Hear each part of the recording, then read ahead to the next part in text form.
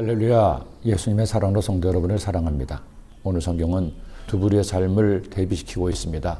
노하기를 속해하는 자는 어리석은 일을 행하고 악한 계교를 꾀하는 자는 미움을 받느니라. 노하기를 더디하는 자는 크게 명철하여도 마음이 조급한 자는 어리석음을 나타내느니라. 평안한 마음은 육신의 생명이나 시기는 뼈를 썩게 하느니라. 노하기를 속해하는 자와 노하기를 더디하는 자, 전자는 뼈가 썩고 후자는 생명을 얻는다고 말씀하죠. 그렇다면 왜 그렇게 화를 낼까요? 아직 그의 성품이 성숙하지 못했기 때문입니다.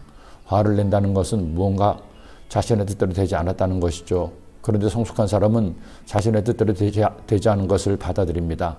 인생이라는 것이 그런 것임을 인지했기 때문이죠. 하지만 아직 인격이 다 자라지 않은 사람은 자신의 뜻대로 되지 않은 것을 받아들이지 못합니다. 그러니 마치 아직 어린아이가 때를 쓰는 것처럼 화를 내는 겁니다. 처음 주의 종이 되었을 때 화를 잘 내는 집사님이 계셨습니다. 그분은 주일학교에서 봉사를 하시는데 무엇이든 자신의 생각대로 해야 했습니다. 그렇지 않으면 교회가 시끄러워지고 얼굴을 붉히는 일까지 생겨났습니다. 처음 주의 일을 하면서 저보다 나이가 훨씬 많은 어른이 그렇게 아이처럼 화를 내시니 참 막막했습니다. 다행히 저는 잘 봐주셔서 저에게 화를 내지는 않으셨죠. 오히려 저에게 잘해주시기도 했습니다. 그러니 그런 분과 다툴 수도 없고 그렇다고 모른 체 할 수도 없었습니다. 다른 분들이 상처를 받기 때문이었죠. 제가 했던 것은 더 친절하게 말씀드리고 격려해드리면서 다른 사람 선생님들과의 관계에서 양쪽을 다 고려하는 수밖에 없었습니다. 그러다 보니 기도를 세게 할 수밖에 없었죠. 인생의 경험도 부족하고 목회 경험도 전무했기 때문입니다. 감사하게도 저의 말을 잘 들어주셔서 크게 분란이 나지 않고 2년간의 사역을 마무리할 수 있었습니다. 제 목회 초창기에 그분을 만난 것이 참 감사합니다. 그분이 많이 세셨기 때문에 그렇게 하면 절대 안 된다는 것을 분명히 깨달았기 때문입니다. 그야말로 저의 반면교사가 되신 것이죠. 여러분, 화내봤자 아무 소용없습니다. 자신만 손해입니다.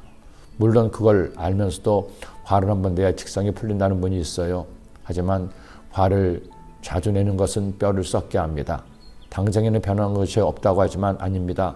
화를 낼 때마다 화가 쌓이고 쌓여서 그를 병들게 하기 때문입니다. 그러니 우리 노하기를 더디합시다. 한 가지 흥미있는 것은 노하지 말라는 것이 아니라 노하기를 더디하라는 겁니다. 살면서 나를 노하게 하는 것들이 있음을 반증하는 말씀이기도 합니다. 그러나 한 번 참고 두 번 참으면서 나를 다듬어 간다면 우리도 노하기를 더디하는 지혜로운 사람이 될 것입니다. 기도드립니다. 사랑의 주님, 사람이기 때문에 화도 나고 열도 받지만 오늘 말씀 기억하여 한 번 더 참고 한 번 더 넘어가는 성숙한 하나님의 사람 되게 하여 주옵소서.